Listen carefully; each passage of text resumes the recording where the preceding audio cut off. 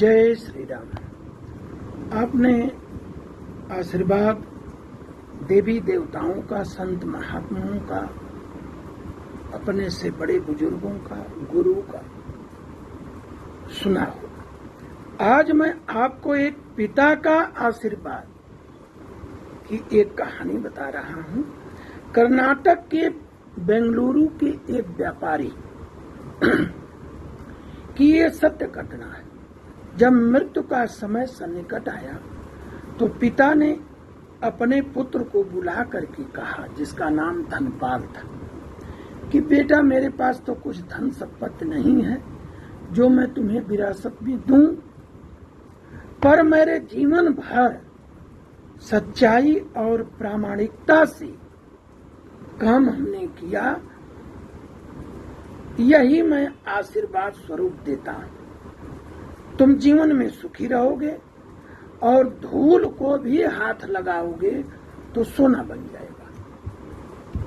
बेटे ने सिर झुकाकर पिताजी के पैर छुए। पिता ने सिर पर हाथ रखकर आशीर्वाद दिया और संतोष से अपने प्राण को त्याग दिया।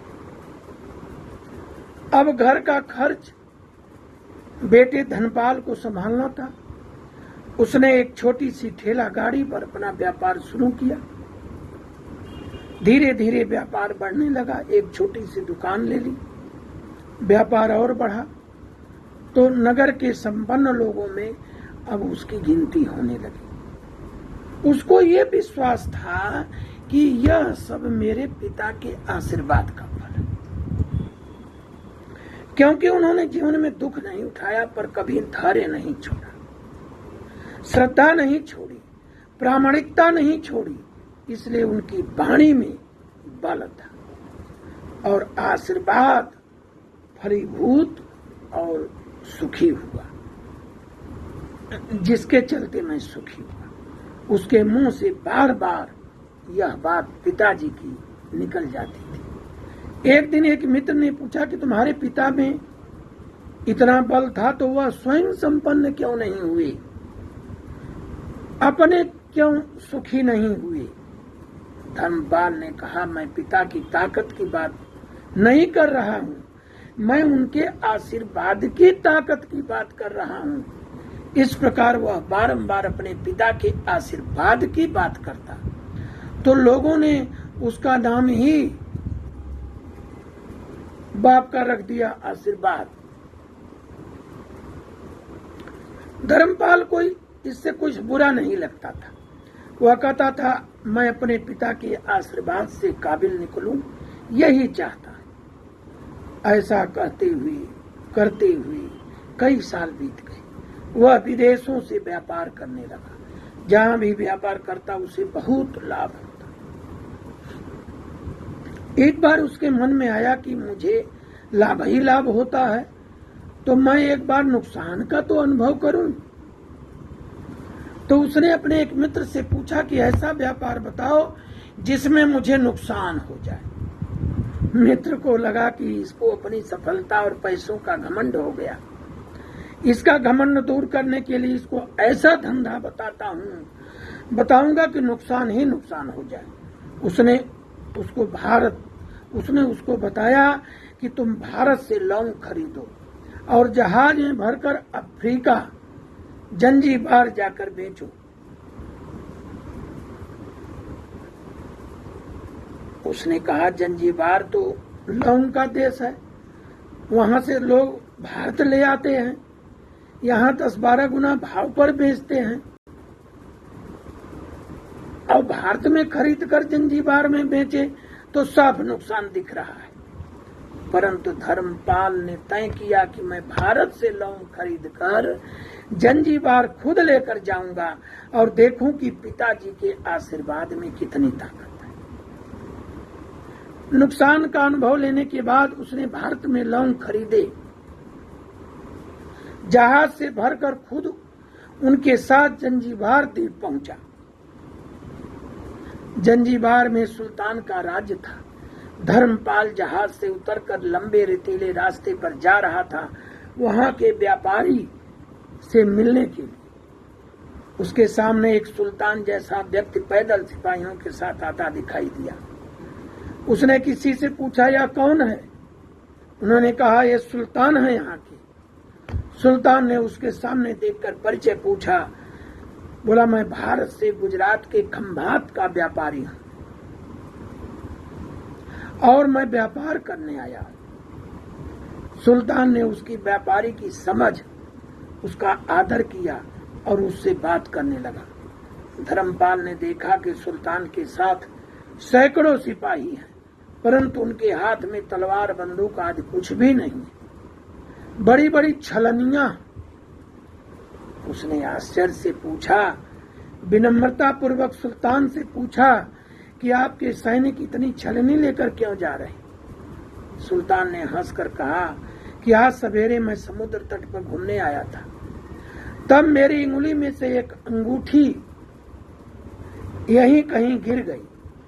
अब रेत में अंगूठी कहाँ गिरी पता नहीं, इसलिए मैंने सैनिकों को साथ लेकर आया हूं कि रेत को छानकर मेरी अंगूठी तलाश करें। सुल्तान ने कहा कि उससे बहुत अधिक कीमत वाली अनगिनत अंगूठी मेरे पास है, पर मैं वह अंगूठी एक फकीर का आशीर्वाद है। मैं मानता हूं कि मेरी सल्तनत इतनी मजबूत और सुखी फकीर आशीर्वाद से है, इसलिए मेरे मन में उस अंगूठी का मूल्य इस सल्तनत से भी ज्यादा है। इतना कह करके सुल्तान ने फिर पूछा, बोलो सेठ, इस बार आप क्या माल लेके आए? धर्मपाल ने कहा, लौंग। सुल्तान का आश्चर्य का ठिकाना नहीं। यह तो लौंग का ही देश है सेठ, यहाँ लौंग बेचने क्यों आए? ऐसी आपको किसने सलाह दी? जरूर आपका कोई दुश्मन होगा। यहाँ तो 1 पैसे में 2 मुट्ठी लौंग मिलती है, यहाँ कौन लौंग खरीदेगा? तुम क्या कमाओगे? धर्मपाल ने कहा, मुझे यही देखना है कि यहाँ भी मुनाफा होता है या नहीं। मेरे पिता के आशीर्वाद से आज तक जो मैंने धंधा किया उसमें मुनाफा हुआ। अब मैं देखना चाहता हूँ कि उनके आशीर्वाद यहाँ फल देते हैं कि नहीं। सुल्तान ने पूछा, पिता के आशीर्वाद? इसका मतलब मैं नहीं समझा। उन्होंने मरते समय हमसे भगवान का नाम लेकर मेरे सर पे हाथ रख के कहा कि तेरे हाथ में धूल भी सोना बन जाएगी। ऐसा बोलते बोलते धर्मपाल नीचे झुका और जमीन की रेत से एक मुट्ठी भरी सम्राट सुल्तान के सामने मुट्ठी खोल दी, अंगुलियों के बीच से रेत गिराई तो धर्मपाल और सुल्तान दोनों को आश्चर्य हुआ। उसके हाथ में एक हीरे जड़ित अंगूठी थी। यह वही सुल्तान की गुम हुई अंगूठी थी जो कि सुल्तान इतनी छलनी लेकर के खोजने आया था। अंगूठी देखकर सुल्तान बहुत प्रसन्न हुआ और बोला, वाह खुदा, आपकी करामात तो पार नहीं। आप पिता के आशीर्वाद को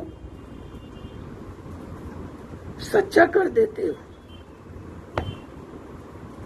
धर्मपाल ने कहा कि फकीर के आशीर्वाद को भी वह परमात्मा सच्चा करता है। सुल्तान और खुश हुआ और धर्मपाल को गले लगाया, बोला, मांगो सेठ, आज तू जो मांगेगा वो दे दूंगा। धर्मपाल ने कहा, आप 100 वर्ष तक जीवित रहो, प्रजा का अच्छी तरह से पालन करो, प्रजा सुखी रहे, इसके अलावा मुझे कुछ नहीं चाहिए। सुल्तान और अधिक प्रसन्न हुआ। उसने कहा, सेठ, तुम्हारा सारा माल आज खरीदता हूं और तुम्हारी मुंह मांगी कीमत दूंगा।